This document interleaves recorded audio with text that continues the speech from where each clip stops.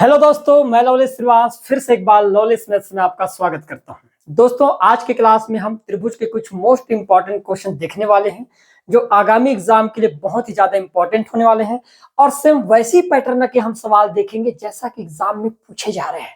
ठीक है, आज का हमारा पहला सवाल है, जैसे हमने इसके थ्योरी देखे 2 दिन, है ना, तो ये आज हमारा पहला सवाल है। बहुत ही गजब का सवाल है। यदि सवाल बनता भी है तो आपको इसी प्रकार के सवाल देखने को मिलेगा। ये मान लो कि ये छपने वाला सवाल है भाई, है ना, ये छपने वाला सवाल है, ये एग्जाम में छपेगा ही, ये एग्जाम में छपेगा, ये छपने वाला सवाल है। क्लियर है? बहुत ही बेहतरीन सवाल है। ध्यान से देखिएगा क्या बोलना चाह रहा है। विषम बाहु त्रिभुज के संबंध में सही कथन को आपको चुनकर बताना है कि भाई विषम बाहु आखिर जो त्रिभुज होता है उसके संबंध में निम्न ये 4 कथन दिए गए हैं, के, एल, एम और एन। इन 4 कथनों में से कौन सा कथन सही होगा वो आपको चुनकर बताना है। तो पहला कथन है मेरे प्यारे दोस्तों, ध्यान से देखिएगा। यहां पर बोला गया है कि यह न्यून कोण त्रिभुज होता है। ये बोला गया है कि विषम बाहु त्रिभुज क्या सच में न्यून कोण त्रिभुज होता है? तो विषम बाहु त्रिभुज का डेफिनेशन क्या होता है भाई? एक ऐसा त्रिभुज जिसके सभी भुजा अलग अलग माप का हो। मान लेते हैं कि त्रिभुज बना लेते हैं, त्रिभुज ए बी सी। इसमें हम कहेंगे कि भाई भुजा ए बी इक्वल नॉट भुजा बी सी इक्वल नॉट भुजा सी ए, है ना भाई। तीनों भुजा अलग अलग माप के हो और तीनों भुजा अलग अलग माप के हो, अर्थात आपके तीनों कोण भी अलग अलग माप के होंगे। अतः मैं लिख सकता हूं कोण ए इक्वल नॉट कोण बी इक्वल नॉट कोण सी। मतलब तीनों भुजा भी आपस में क्या हो सकते हैं? बराबर नहीं हो सकते। ऐसे त्रिभुज को हम क्या बोलेंगे? विषम बाहु त्रिभुज के नाम से जानेंगे, जिसके भाई तीनों भुजा अलग अलग माप के हो। ये त्रिभुज हमारे लिए विषम बाहु त्रिभुज का काम करेगा। अब कथन की ओर बढ़ते हैं तो हमारा पहला कथन ये है कि भाई यह न्यूनकोण त्रिभुज होता है। अब बात यह है दोस्तों, ध्यान समझना, न्यूनकोण त्रिभुज यदि मैं बात करूं तो क्या आपको नहीं लगता विषम बाहु त्रिभुज न्यूनकोण हो सकता है? इस त्रिभुज को आप देखकर ये कह सकते हो कि ए बी सी, है ना, इसमें हम कहेंगे सभी के सभी कोण न्यूनकोण नहीं होगा, है ना, लेकिन कोई तो ऐसा कोण है जो न्यूनकोण का काम कर सकता है। तो आप कहोगे ये कोण, हमको एक ऐसा कोण दिखाई दे रहा है थीटा, इस थीटा का मान मैं 100% कह सकता हूँ कि भाई 90 डिग्री से कम हो। और 90 डिग्री से कम होगा दोस्तों थीटा का मान, तो 100% ये न्यूनकोण हो सकता है ना। तो हम कहेंगे के वाला जो कथन होगा दोस्तों हमारा क्या हो जाएगा? एकदम करेक्ट हो जाएगा। फिर यदि मैं बात करूं सेकंड वाले हमारे, है ना, कथन के बारे में, तो यह समकोण त्रिभुज होता है। अब समकोण त्रिभुज क्या होता है भाई? एक भुजा या एक कोण कैसे हो? बिल्कुल 90 डिग्री का हो। इस प्रकार की 90 डिग्री का कोण हो जाए। ये मान लेते हैं 4 सेंटीमीटर, ये 3 सेंटीमीटर, ये 5 सेंटीमीटर। आप देख पा रहे हैं 3, 4 और 5 ट्रिपलेट होता है और ये समकोण त्रिभुज के रूप में काम करता है। तो हम ये कह सकते हैं कि भाई इसके तीनों भुजा अलग अलग माप के, एक 3 सेंटीमीटर माप का, एक 4 सेंटीमीटर माप और एक 5 सेंटीमीटर माप का, लेकिन इनके द्वारा बनाया गया एक कोण कितने डिग्री बराबर है? 90 डिग्री के बराबर है। तो हम कह सकते हैं ये समकोण त्रिभुज हमारे लिए विषम बाहु त्रिभुज का काम करेगा। तो मेरे प्यारे दोस्तों एल वाला कथन भी हो जाएगा क्या मेरा यहाँ पर? एकदम करेक्ट हो जाएगा। आप भी समझ में। अब हम देखेंगे नेक्स्ट वाला, यह अधिक कोण त्रिभुज होता है बोला गया है। यह क्या सच में अधिक कोण त्रिभुज होता है? तो एक ऐसे त्रिभुज डिजाइन कर लेते हैं जिसका मान जो है 90 डिग्री से ज्यादा हो जाए, लेकिन कोई एक कोण ही तो हो। सिंपल सी बात है। यहाँ पर मैंने देखा एक त्रिभुज बना लिया, मान लेते हैं ये 7 सेंटीमीटर का है, ये 4 सेंटीमीटर और ये हमारे लिए 5 सेंटीमीटर। तो मैं कह सकती हूँ यहाँ पर जो कोण बनेगा थीटा, तो ये थीटा का मान जो होगा दोस्तों ये 90 डिग्री से ज्यादा होगा। आप देखकर बता सकते हो। और जहां पर 90 डिग्री से ज्यादा होगा कोण का मान, ये हमारे लिए किस प्रकार के त्रिभुज का काम करेगा? तो आप कहोगे अधिक कोण वाले त्रिभुज का काम करेगा। तो मैं कह सकता हूं कि ये वाला कथन भी मेरा क्या हो जाएगा कि भाई एम वाला कथन भी क्या होगा दोस्तों यहाँ पर? एकदम करेक्ट होगा। अब बोला गया यह समबाहु त्रिभुज होता है। समबाहु त्रिभुज कैसे हो सकता है भाई, है ना? हमको यहाँ पर खुद विषम बाहु त्रिभुज के बारे में बोला गया है, तो समबाहु त्रिभुज कैसे पॉसिबल हो सकता है ना? समबाहु का मतलब क्या होता है? जिसके सभी भुजा आपस में क्या हो जाए? बराबर। लेकिन विषम बाहु में सभी भुजा आपस में बराबर नहीं होते। ये होता है हमारे पास डेफिनेशन, है ना, विषम बाहु त्रिभुज के। तो हम कहेंगे एन वाला जो कथन होगा मेरे प्यारे दोस्तों ये गलत हो जाएगा। तो हमने देखे कि हमारे 3 कथन ऐसे हैं जो एकदम करेक्ट है, के वाला, एल वाला और एम। तो ऑप्शन नंबर जो सी होगा मेरे प्यारे दोस्तों ये हमारा क्या हो जाएगा? एकदम यहाँ पर करेक्ट आंसर हो जाएगा। आए भी समझ में? ऐसे आपको सवाल को क्या करना है? खत्म करना है। क्लियर है? आगे बढ़ते हैं, देखते हैं अगला सवाल। फिर ध्यान से देखिएगा, परिकेंद्र के संबंध में सही कथन को चुनिए बोला गया है। ये मान लो कि एग्जाम में फंसने वाला सवाल है, ये फंसेगा ही, ठीक है। कोई भी बुक उठाकर देखोगे आपको मिलने वाला नहीं है भाई, है ना। मिलेगा तो लॉलेस मैथ्स में ही आपको ऐसे सवाल देखने को मिल सकता है। ध्यान से देखिए, अब परिकेंद्र होता क्या है। एक होता है अंतः केंद्र और एक होता है परिकेंद्र। मैं एक बार आपको डील करके बताना चाहता हूं कि भाई परिकेंद्र क्या है और अंतः केंद्र क्या है। जैसे मैंने एक त्रिभुज बना दिया, इस त्रिभुज के बाहरी, है ना, कोनों को इस प्रकार से स्पर्श कराते हुए मान लो एक सर्कल बना दिया जाए, तो इस सर्कल के लिए जो त्रिज्या आर का काम करेगा, ये हमारे लिए क्या होता है, परिकेंद्र का काम करता है। ये जो त्रिभुज के बाहर जो सर्कल बने होते हैं, इसका जो केंद्र बिंदु होता है, ये हमारे लिए क्या होता है दोस्तों, परिकेंद्र का काम करता है, याद रखना। ये होता है भाई परिकेंद्र। और उसी प्रकार होता है अंतः केंद्र। अंतः केंद्र क्या होगा, तो एक सर्कल है हमारे पास, और इस सर्कल के अंदर मान लो हमने त्रिभुज सॉरी, है ना, त्रिभुज के अंदर एक सर्कल बना लेंगे, तो इसकी जो त्रिज्या आर होगी और इसका जो केंद्र होगा, ये हमारे लिए अंतः केंद्र का काम करता है। अंतः केंद्र का क्या करेगा, काम करेगा। तो ये दोनों अंतर है भाई, ध्यान समझना। यदि मैं कहूं कि त्रिभुज के बाहर एक सर्कल बना दिया जाए, तो ऐसे सर्कल का जो केंद्र बिंदु जो होगा, ये हमारे लिए क्या कहलाएगा, परिकेंद्र का काम करेगा। और एक त्रिभुज के अंदर एक मान लो एक सर्कल बना दिया जाए, तो ऐसे त्रिभुज के अंदर बने हुए सर्कल का जो केंद्र होता है दोस्तों, ये हमारे लिए क्या कहलाता है, अंतः केंद्र के नाम से हम क्या करते हैं, इसको जानते हैं। आ गया होगा भाई सबको समझ में। अब बोला गया परिकेंद्र के संबंध में सही कथन को आपको क्या करना है, चुनकर बताना है। अब बोला गया है कि यह न्यून कोण त्रिभुज के अंदर बनता है। मान लो हमारे पास कुछ ऐसा त्रिभुज हो जाए जो न्यून कोण के श्रेणी में हो, तो ध्यान देना, न्यून कोण की यदि श्रेणी की बात करें, तो मैं एक चीज यहाँ पर जरूर बताना चाहूंगा कि भाई न्यून कोण, अधिक कोण और समकोण क्या होता है। तो न्यून कोण त्रिभुज मतलब हम क्या कर सकते हैं, कुछ इस प्रकार के जो त्रिभुज होगा, ये हमारे लिए क्या होगा, न्यून कोण होगा। क्योंकि यहाँ पर कोई भी एक थीटा का जो मान होगा, ये 90 डिग्री से क्या होगा मेरे प्यारे दोस्तों, तो आप कहोगे कम होगा, मतलब ये न्यून कोण का काम करेगा। क्लियर है। एक होगा हमारे लिए समकोण त्रिभुज, है ना। मैं तीनों कंडीशन बता देता हूँ। समकोण त्रिभुज जिसके एक कोण 90 डिग्री के बराबर हो जाए, मतलब मैं कहूंगा कि यहाँ पर जो थीटा होगा किसके बराबर हो जाएगा, आप कहोगे 90 डिग्री के बराबर। क्लियर है। एक कोण होता है हमारे लिए अधिक कोण त्रिभुज का काम करता है कुछ इस प्रकार से। यहाँ पर ये जो थीटा का मान होगा मेरे प्यारे दोस्तों, ये 90 डिग्री से क्या हो जाएगा, ज्यादा हो जाएगा, तो हम इसको क्या बोलेंगे, अधिक कोण त्रिभुज बोलेंगे। आगे भी समझ में, ये न्यून कोण त्रिभुज है, ये समकोण त्रिभुज है, और ये हमारे लिए अधिक कोण त्रिभुज है। लेकिन यहाँ पर सवाल ये है कि परिकेंद्र के संबंध में बोला गया है। यदि मैं परिकेंद्र बनाना चाहूं यहाँ पर, तो आप देख पाओगे इस चीज को कि भैया परिकेंद्र क्या होता है। तो हमने बोले कि त्रिभुज के तीनों शीर्षों को स्पर्श करते हुए एक सर्कल खींच दिया जाए। ध्यान समझना मेरी बात को। परिकेंद्र क्या होता है भाई, परिकेंद्र कुछ भी उठान नहीं बनाना है आपको, है ना। आपके लिए परिकेंद्र का मतलब यही है कि उनके तीनों शीर्षों को, ये वाला शीर्ष को टच करे, ये वाले शीर्ष को और ये तीनों शीर्ष को टच करते हुए एक सर्कल बनाया जाए, तभी तो वो परिकेंद्र होगा, है ना। नहीं तो कुछ भी बना दोगे और परिकेंद्र का ऐसा नहीं, है ना। तीनों शीर्षों को क्या करें, स्पर्श करते हुए। तो मैं यहाँ पर यदि मान लो एक क्या बनाऊंगा, सर्कल इस प्रकार से कुछ बनाऊंगा, मान लेते हैं हमने, है ना। यहाँ पर बनाना चाहे तो आप कहोगे कुछ ऐसे बनेगा भाई, इस प्रकार से बनेगा, हम कहेंगे बनेगा। बनेगा तो इसका केंद्र बिंदु सिंपल सी बात है, त्रिभुज के कहीं अंदर ही बनेगा, आर का मान बनेगा। तो मैं कहूंगा ये जो बिंदु है अंदर वाला, ये मेरे लिए यहाँ पर किसका काम करेगा, तो मैं कहूंगा ये मेरे लिए परिकेंद्र का काम करेगा। किसका काम करेगा, परिकेंद्र का काम करेगा। तो मैंने देखा कि भाई यदि थीटा का मान 90 डिग्री से कम है, अर्थात न्यूनकोण त्रिभुज है, तो यहाँ पर जो परिकेंद्र है ये त्रिभुज के अंदर बन गया। कहां पर बन गया, अंदर। यहाँ पर बोला गया न्यूनकोण त्रिभुज के अंदर बनता है, बोला गया है।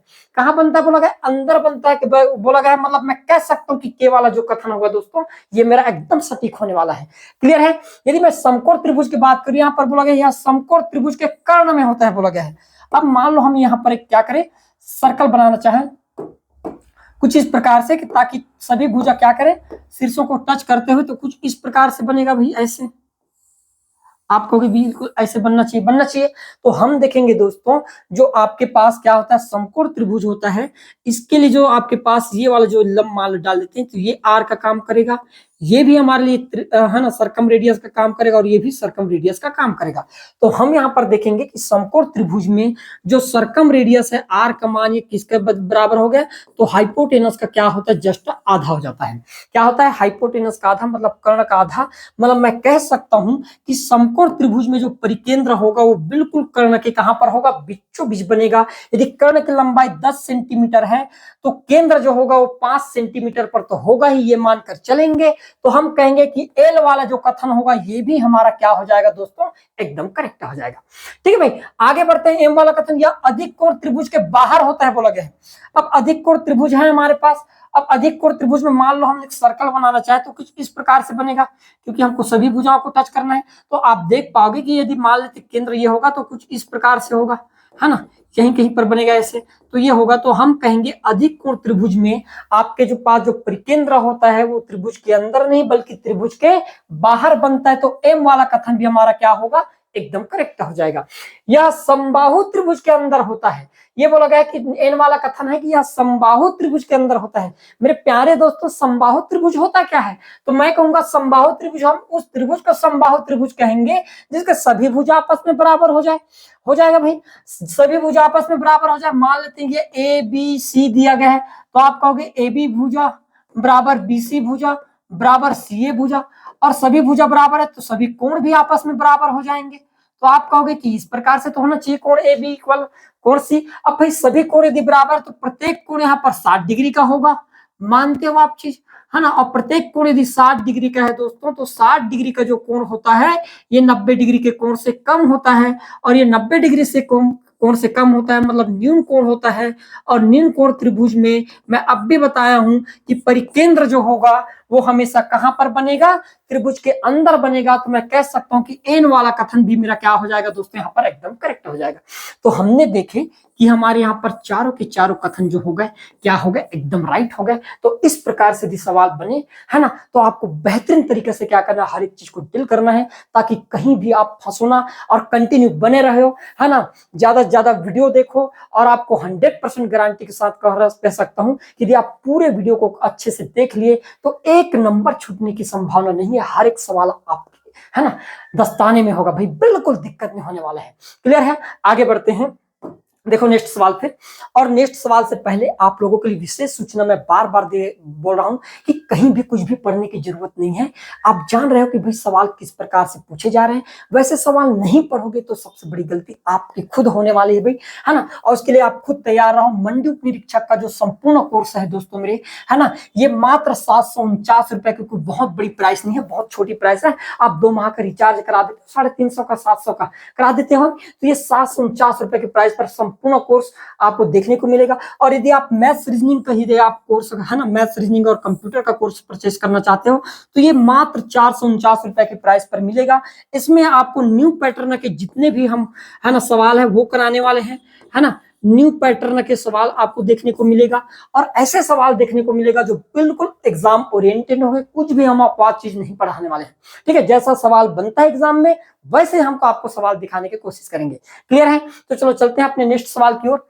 निम्न में से सही कथन को आपको क्या करना है, चुनकर बताना है। अब निम्न में से सही कथन की यदि हम बात करें तो यहाँ पर बोला गया, ध्यान समझना भाई, कि समबाहु त्रिभुज में गुरुत्व केंद्र, परिकेंद्र, लंब केंद्र एक ही बिंदु पर होते हैं बोला गया है। अब भाई ये क्या होता है, गुरुत्व केंद्र क्या होता है, लंब केंद्र क्या होता है, और हमारे लिए, है ना, परिकेंद्र क्या होता है, ये हमसे पूछा गया है।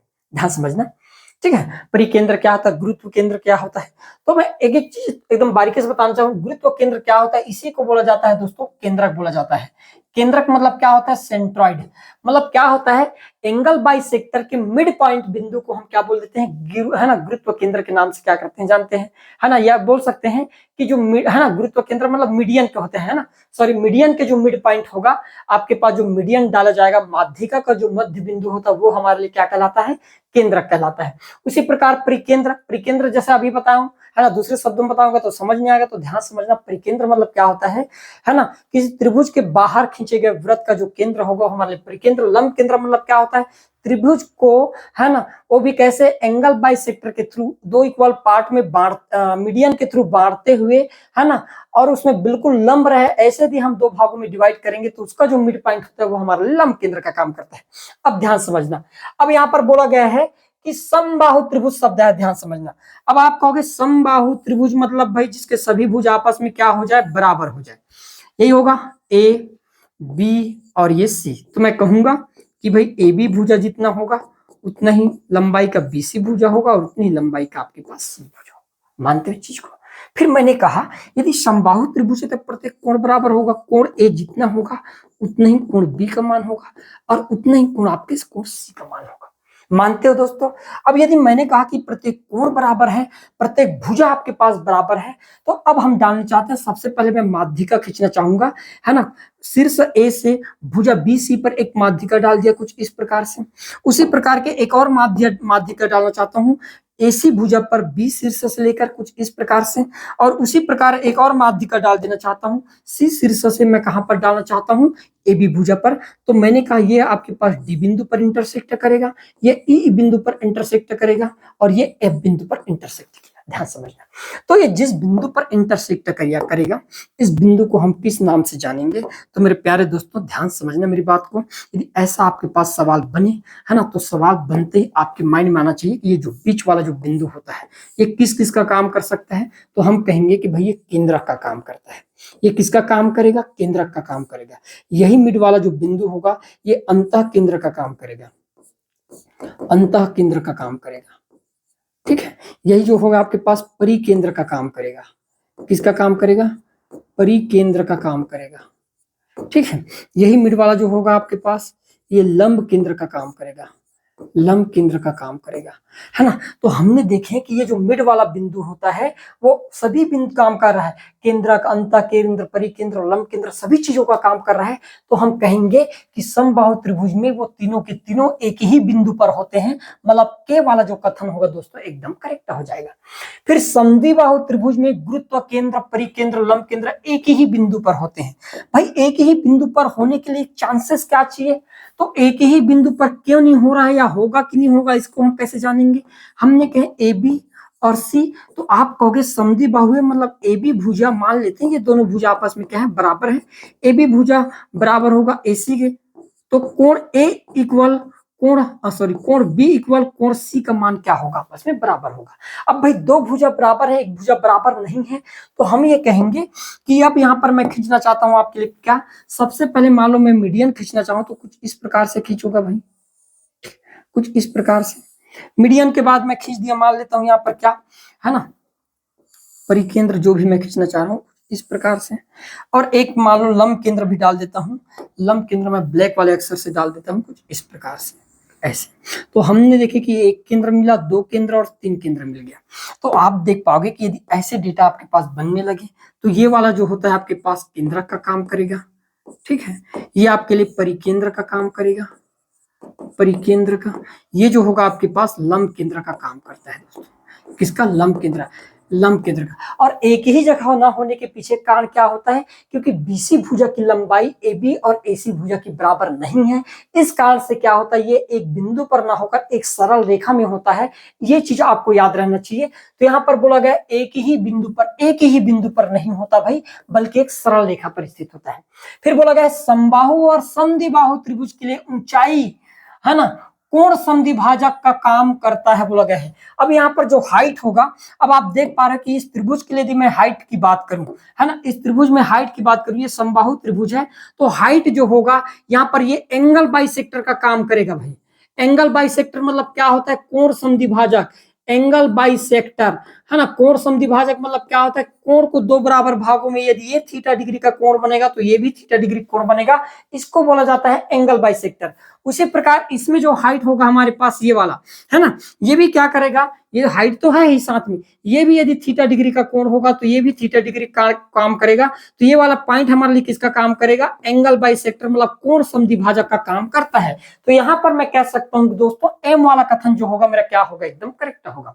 फिर बात करें किसी भी त्रिभुज में कोण समद्विभाजक ऊंचाई का काम करता है, किसी भी त्रिभुज में कोण समद्विभाजक ऊंचाई का काम करता है भाई। एंगल बाइसेक्टर किसी भी, यहाँ पर एक शब्द आया है किसी भी त्रिभुज में, तो किसी भी त्रिभुज में ऐसा संभव नहीं है। क्योंकि यदि मान लो यहाँ पर मैं अब ये समद्विबाहु और समबाहु त्रिभुज ना बनाकर मान लो मैं कोई विषम बाहु त्रिभुज बना दूं कुछ इस प्रकार से, अब आप कहोगे एंगल बाइसेक्टर, मान लेते हैं यहाँ पर बना हुआ कोण कितने डिग्री का है? तो मैंने कहा 60 डिग्री का कोण है भाई। तो आप कहोगे एंगल बाइसेक्टर कुछ इस प्रकार का होगा, ये कोण 30 डिग्री का और ये वाला कोण 30 डिग्री का।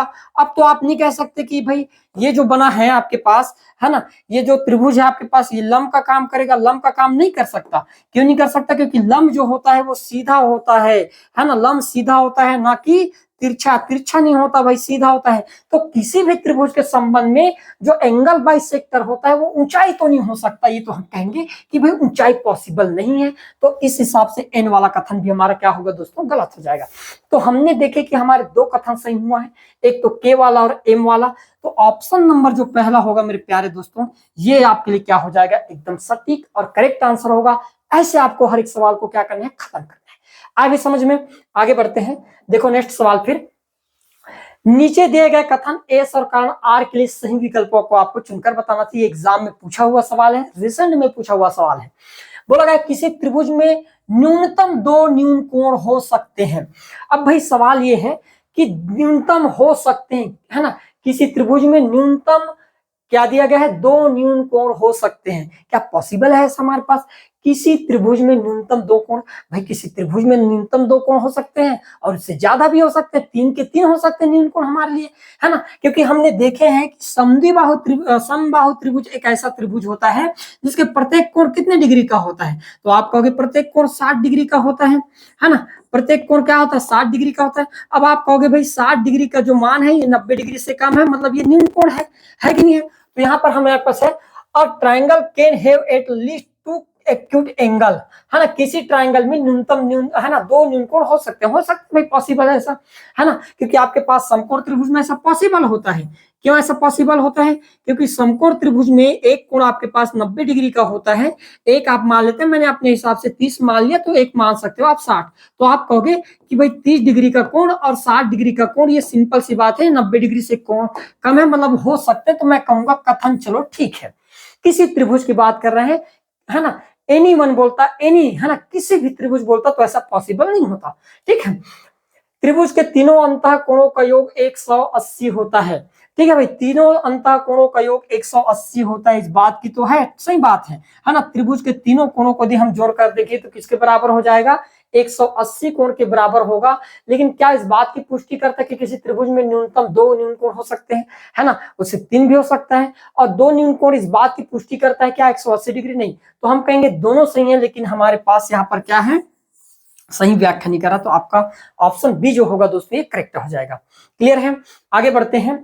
एक परिगत वृत्त की रचना के लिए निम्नलिखित पदों को उचित क्रम में व्यवस्थित करके क्या करना है, आपको बताना है।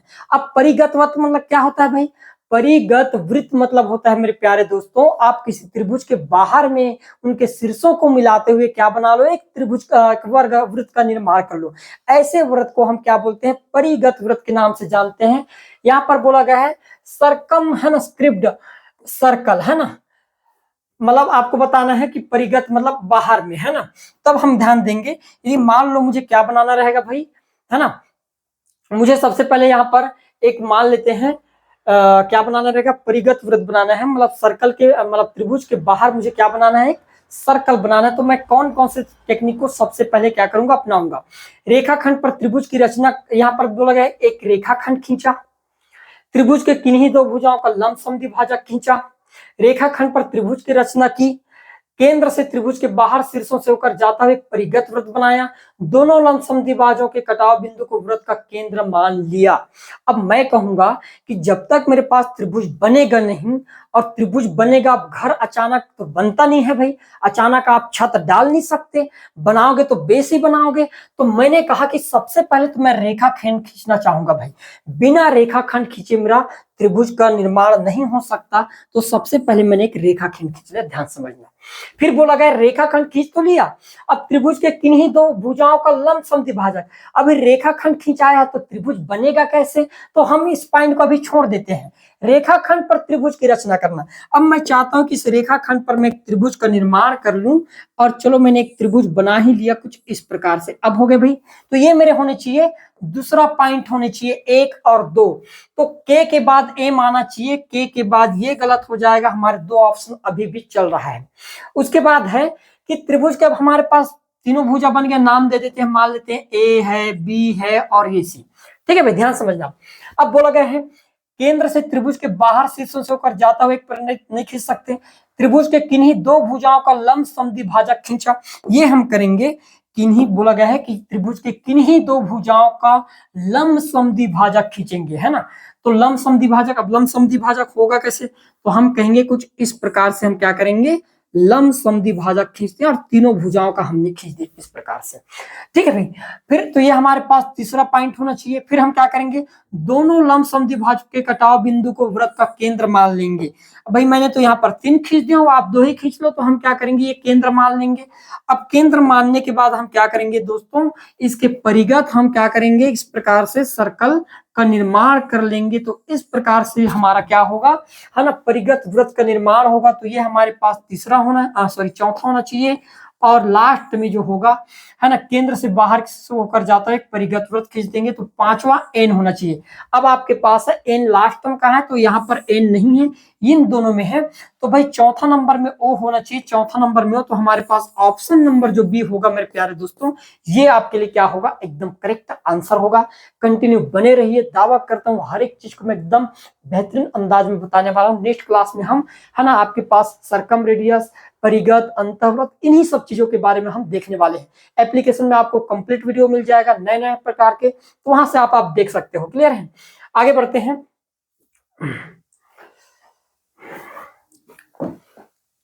ये हो गया सवाल, है ना, ध्यान समझना। फिर मिलान करके आपको क्या करना है, बताना है। फिर यहाँ पर मैंने पिछले क्लास में आपको, है ना, इन सभी के फार्मूला वगैरह के बारे में भी बता दिया था कि फार्मूला यदि बने तो किस प्रकार से बनेगा और इनको आपको कैसे डील करना है। तो यहाँ पर बोला गया सूची 1 और इस साइड सूची 2 है, विषम बाहु त्रिभुज का फार्मूला। अब आप कहोगे विषम बाहु त्रिभुज मतलब जिसके सभी भुजा अलग अलग माप के हैं, ये ए, बी और सी है। मान लेते हैं ए के सामने वाली भुजा ए, बी के सामने वाली भुजा बी और सी के सामने वाली भुजा सी है। अब इसके सभी भुजा अलग अलग हैं, तो यहाँ पर हम हेरोन का फार्मूला लगा देते हैं। और हेरोन का जो फार्मूला का सूत्र होता है मेरे प्यारे दोस्तों, ये क्या होता है, तो under root S minus A S minus B और हो जाता है एस माइनस सी के बराबर।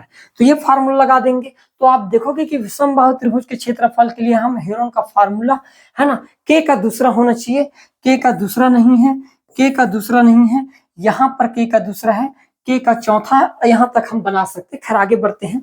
समबाहु त्रिभुज की बात करें तो समबाहु त्रिभुज की यदि मैं बात करूं तो समबाहु, है ना, समबाहु त्रिभुज है जिसके सभी भुजा आपस में क्या होंगे, बराबर होंगे। ये सब के सब भुजा आपस में कैसे हैं, बराबर। ये ए माप का है तो ये भी ए माप का और ये भी ए बी और सी, ध्यान समझना। तो इनके द्वारा बना हुआ कोण भी बराबर होगा 60-60 डिग्री का, क्योंकि यदि भुजा बराबर है तो सिंपल सी बात है कोण भी आपस में क्या होगा, बराबर होगा।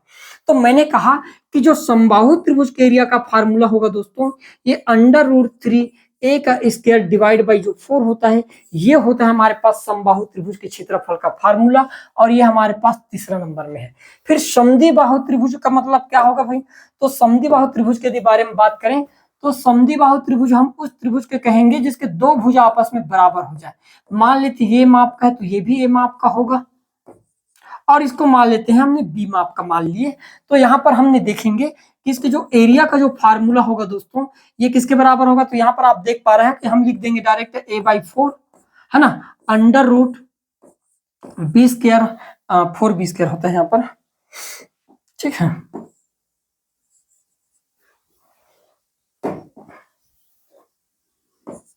Four B square minus A square के बराबर होता है। तो ये हमारे पास फार्मूला हो जाएगा। तो आप कहोगे ये वाला। और समकोण त्रिभुज की बात करें तो समकोण त्रिभुज के लिए मैं क्षेत्रफल की बात करूं तो इसमें हाइट ये होता है हमारे पास, है ना, क्योंकि ये आपके पास लंब है, कर्ण है, लंब होता है ना, ये आधार होता है और ये हमारे पास क्या होता है, कर्ण होता है। तो हम कहेंगे इसके क्षेत्रफल का 1/2 आधार गुणित ऊंचाई हो जाता है। तो इस हिसाब से देखें तो डी वाला जो कथन होगा दोस्तों, ये हमारा क्या होगा, एकदम करेक्ट आंसर होगा। ऐसे आपको एक एक चीज को बारीकी से क्या करना है, देखना है और डील करते जाना है। आगे भी समझ में, आगे बढ़ते हैं। देखो अगला सवाल, फिर नीचे दिए गए कथनों में सही कथन की आपको पहचान करना है। बोला गया है के वाला कथन की विषम बाहु त्रिभुज कोण योग गुण का भी अनुसरण करता है। तो मेरे प्यारे दोस्त याद रखना कि जो विषम बाहु त्रिभुज होता है यह हमेशा कोण योग गुण का अनुसरण करता है ना, याद रखना। तो ये के वाला जो कथन होगा मेरे प्यारे दोस्तों एकदम करेक्ट हो जाएगा। विषम बाहु का क्षेत्रफल हेरोन के सूत्र से ज्ञात करता है। अभी मैं पिछले सवाल में बताया हूं कि भाई हेरोन का जो फार्मूला है इसके जरिए से हम विषम बाहु त्रिभुज का क्या निकालते हैं, क्षेत्रफल ज्ञात करते हैं, है ना, बताए हूं। और हेरोन का फार्मूला क्या होता है तो ये भी बताया कि भाई हेरोन का जो क्षेत्रफल का फार्मूला होता है, एरिया बराबर क्या हो जाएगा, तो आप कहोगे under root S S minus A, S minus B और एस माइनस क्या होता है सी। जहां पर यदि एस की बात करें तो ये सेमी पेरीमीटर होता है, सेमी पेरीमीटर होता है। और एस निकालेंगे तो तीनों भुजों का योग को डिवाइड करके 2 से इस प्रकार से हम क्या करते हैं, ज्ञात करते हैं। क्लियर है। विषम बाहु त्रिभुज न्यून कोण, समकोण, अधिक कोण तीनों रूप में पाया जाता है। हम पहले ही सवाल ऐसे देखे हैं जो विषम बाहु त्रिभुज के तीनों रूपों को हमने ना वहां पर डायग्राम के जरिए देखें, तो ये भी हमारा करेक्ट हो जाएगा, एल वाला भी करेक्ट है। फिर यदि मैं बात करूं कि विषम बाहु त्रिभुज का क्षेत्रफल ये होता है, तो भाई होता ये नहीं है, यहाँ पर और एस आना चाहिए था, है ना, एस अंडर रूट, सॉरी है ना, अंदर में एस रहेगा, S minus A, S minus B और एस माइनस सी होता है, ना कि यहाँ पर केवल है ना अंडर रूट एस माइनस ये नहीं होता। तो हम कहेंगे एन वाला कथन जो होगा दोस्तों गलत हो जाएगा। तो हम देखें कि हमारे 3 है ना, ऑप्शन नंबर सी जो होगा मेरे प्यारे दोस्तों, ये मेरा क्या होगा, एकदम करेक्ट आंसर हो जाएगा। ऐसे आपको सवालों को क्या करना है, तोड़ना है। क्लियर है। आगे बढ़ते हैं। देखो अगला सवाल, फिर नीचे दिए गए कथनों में कौन सा कथन त्रिभुज के संदर्भ में सही है। नीचे दिए गए कथनों में सही कथन की आपको क्या करना है, पहचान करके बताना है। अब बोला गया किसी त्रिभुज में बड़े कोण की सम्मुख भुजा बड़ी होती है, बोला गया है। मान लो बड़ी हुई कोण है तो उसके सम्मुख भुजा भी क्या बड़े होने चाहिए, तो हम इस चीज को मानते हैं दोस्तों। अब त्रिभुज को है ना ध्यान देना, त्रिभुज में होता क्या है, मैंने कहा 2 त्रिभुज बना लेता हूं। पहला त्रिभुज बना लिया मैंने कुछ इस प्रकार से, ठीक है, और मैंने एक कहा आपके पास, या एक त्रिभुज बना लेता हूं, 2 नहीं बनाऊंगा, एक ही बना लेता हूं ताकि आपको समझ आ जाए। ठीक है, चलो मैंने एक त्रिभुज बना दिया कुछ इस प्रकार से, ऐसे, ठीक है। मैंने कहा कि ये वाला थीटा डिग्री कोण है और ये मेरे लिए अल्फा डिग्री कोण है, ध्यान समझना, है ना। तो मैं कहूंगा कि सम्मुख भुजा, कहने का मतलब है यहां पर आप देख पा रहे हो कि थीटा डिग्री का कोण 90 डिग्री से ज्यादा दिखाई दे रहा है, अधिक कोण का है। तो आप कहोगे कि ये ए बी और ये सी है, तो मैं कहूंगा कि एसी का लंबाई ज्यादा है, दिखाई दे रहा है भाई, है ना। थीटा यदि ये कोण का मान बड़ा है तो इस कोण के सामने वाले की भुजा भी क्या होती है, बड़ा बड़ा होता है। उसी प्रकार हमने देखे कि ये कोण मान लो हमारे लिए क्या है, छोटा कोण है ये, तो इसके सामने वाली भुजा भी क्या है दोस्तों, छोटा है। मतलब एंगल के से बढ़ने से उसके सामने वाली भुजा का मान क्या होता है, वो भी बढ़ते जाता है, और एंगल के घटने से सामने वाले जो भुजा होता है उसका मान छोटे होता जाता है। तो मैं कहूंगा कि के वाला जो मेरे पास कथन है दोस्तों एकदम करेक्ट है। आगे समझ में, एक त्रिभुज में किन्हीं 2 भुजाओं का योग तीसरी भुजा से अधिक होता है ना। मान लेते हैं हमने देखे कि त्रिभुज का निर्माण तभी पॉसिबल हो सकता है जब ये है ना त्रिभुज के नियम को फॉलो करे। मान लेते हैं हमारे पास एक त्रिभुज है, मैंने कहा कि इस त्रिभुज से बनेगा कि नहीं भाई, इन मापों से ए बी और सी माप है ना, इससे त्रिभुज का निर्माण होगा कि नहीं होगा। तो उसको चेक करने का क्या तरीका होता है, योग वाला नियम। ए और बी इन दोनों भुजाओं को जोड़ने पर a प्लस बी का मान हमेशा ज्यादा होना चाहिए सी से। उसी प्रकार a और c को जोड़ने पर ए सी का मान बड़ा होना चाहिए हमेशा बी से। उसी प्रकार बी और सी को जोड़ने के बाद हमेशा बड़े होने चाहिए किससे, ए से, है ना। इसी को तो योग गुण कहते हैं, है ना। तो ये हम कह सकते हैं कि हमारे पास एल वाला कथन जो होगा दोस्तों क्या हो जाएगा, एकदम करेक्ट हो जाएगा। किसी भी त्रिभुज का क्षेत्रफल 1/2 गुणित आधार गुणित ऊंचाई होगा, बोला गया है। किसी भी त्रिभुज का, एनी त्रिभुज, अब आपके पास त्रिभुज चाहे समबाहु त्रिभुज हो, समकोण त्रिभुज हो, है ना, चाहे आपके पास विषम बाहु त्रिभुज हो, समद्वि हो भाई, लेकिन ये पॉसिबल है।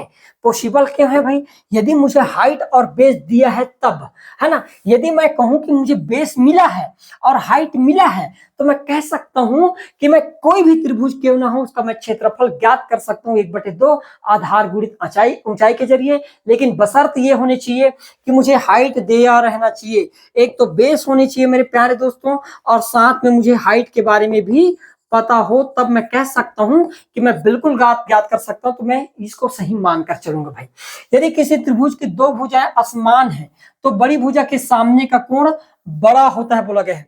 यदि किसी त्रिभुज के 2 भुजाएं असमान है तो बड़ी भुजा के सामने का कोण हमेशा क्या होता है, बड़ा होता है। ये भी हमारे पास कथन सही है, तो एन वाला कथन भी सही हो जाएगा। तो हमने देखें कि हमारे यहाँ पर चारों की चारों कथन क्या हो गए दोस्तों, एकदम करेक्ट हो गए।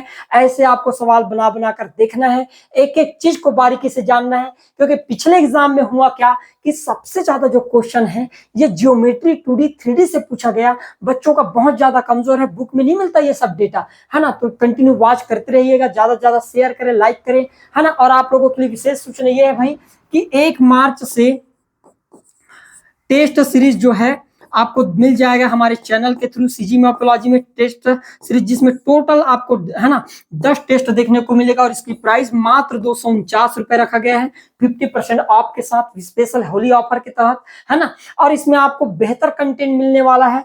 ऐसा प्रतीत होगा कि आप बिल्कुल व्यापम के एग्जाम में बैठे हो, बिल्कुल वही पैटर्न के सवाल सेम टू सेम। क्लियर? तो मिलते हैं अगले क्लास में, आज के लिए इतना ही, धन्यवाद।